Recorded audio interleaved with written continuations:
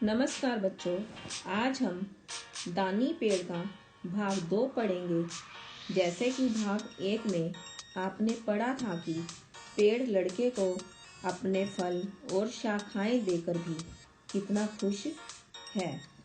अब हम इस भाग में यह पढ़ते हैं कि पेड़ लड़के को और क्या क्या देता है। बहुत साल बीत गए, लड़का अधेड़ उम्र का आदमी बन गया। एक दिन वह पेड़ के पास आया और बोला, मुझे मछली पकड़ने के लिए एक नाव चाहिए। क्या तुम मुझे एक नाव दे सकते हो? पेड़ ने कहा, नाव तो मेरे पास है नहीं, मेरा तना बचा है, उसे काट कर नाव बना लो। आदमी ने पेड़ का तना काटकर नाव बना ली। पेड़ अब भी खुश था। पेड़ का अब केवल ठूंठ बचा था। देखो बच्चों, समय बीतता गया, लड़का अधेड़ उम्र का आदमी बन गया। अधेड़ उम्र का मतलब है युवा अवस्था को पार करने वाला व्यक्ति। एक दिन वह पेड़ के पास दोबारा से आया और बोला कि दोस्त, मुझे मछली पकड़ने के लिए एक नाव चाहिए। क्या तुम मुझे नाव दे सकते हो?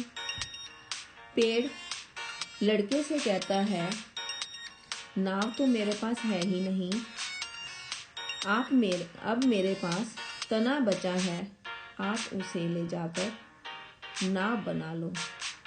आदमी पेड़ का तना काटता है और उससे उसकी नाव बना लेता है। पेड़ अपना तना भी देकर बहुत खुश था। अब उसके पास केवल उसका ठूंठ बचा था। ठूंठ का अर्थ है पेड़ का नीचे वाला हिस्सा जो जड़ से ऊपर होता है। इस तरह कई साल बीतते गए। एक दिन एक बूढ़ा आदमी पेड़ के पास आया। वह लड़का अब क्या बन गया? बूढ़ा आदमी। और वह पेड़ के पास आया और पेड़ ने उसे उसी समय ही पहचान लिया कि यह वही लड़का है। वह उस बूढ़े आदमी को देखकर भी बहुत खुश हुआ और खुशी के मारे उससे बोला भी नहीं गया। और अब उसने कहा, बेटा, मैं तुम्हें कुछ देना चाहता था, परंतु अब मेरे पास बचा ही क्या है। मेरे फल नहीं बचे जिन्हें तुम खा सको, मेरी शाखाएं नहीं बची जिनसे तुम लटक कर झूल सको, मेरा तना भी नहीं बचा जिस पर तुम चढ़ सको। बताओ मैं तुम्हें क्या दूं? बूढ़े आदमी ने कहा,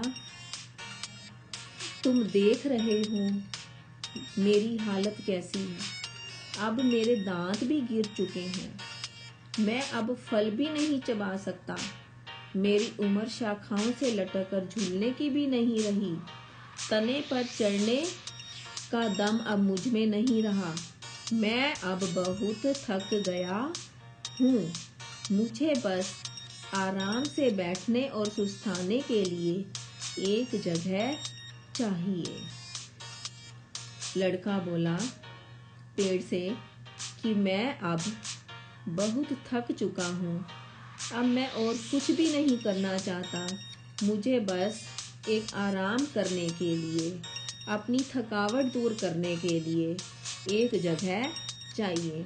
तो पेड़ खुश होकर उस लड़के से कहता है, उस बूढ़े आदमी से कहता है, तो फिर आओ और मेरे इस ठूंठ पर शांति से बैठ जाओ। पेड़ बूढ़ा आदमी उस ठूंठ पर बैठ कर आराम करने लगता है। पेड़ उसे देखकर बहुत खुश होता है। इस तरह बच्चों देखो, हमें भी निस्वार्थ भाव से दूसरों की मदद